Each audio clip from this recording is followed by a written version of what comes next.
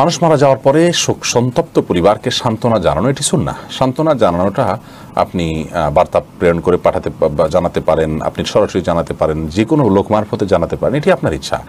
ইসলাম এটাকে সমর্থন করে যে কোনো মানুষের মৃত্যুর পর তার পরিবারকে, শোক সন্তপ্ত পরিবারকে সান্ত্বনা জানাবেন, মৃত ব্যক্তির জন্য দোয়া করবেন, এটি সুন্নাহ। এটি করার যে পদ্ধতি অবলম্বন করেন সেটি ইসলামে বৈধ। তবে হ্যাঁ, আনুষ্ঠানিকতার যে কথা আপনি বলেছেন, শোক পালনের জন্য কোনো আনুষ্ঠানিকতা ইসলাম সমর্থন করে না। মাতমের আনুষ্ঠানিকতা জাহিলি যুগে হতো, ইসলাম সেটিকে খণ্ডন করেছে এবং বন্ধ করেছেন। নবী করিম সাল্লাল্লাহু আলাইহি ওয়াসাল্লাম সেটিকে হারাম ঘোষণা করেছেন।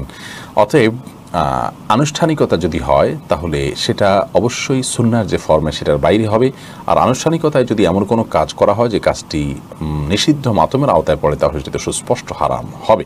এমনিতে মানুষের মৃত্যুর পর মৃত ব্যক্তির পরিবারদের প্রতি সান্ত্বনা জানানো, শোক বার্তা পাঠানো এবং তাদের জন্য দোয়া করা, মৃত ব্যক্তির জন্য দোয়া করা এবং তার জন্য আল্লাহর কাছে মাগফিরাত প্রার্থনা করা, এই বিষয়গুলো তো অবশ্যই সুসাব্যস্ত। সাহাবায়ে কেরাম অনেকে করতেন।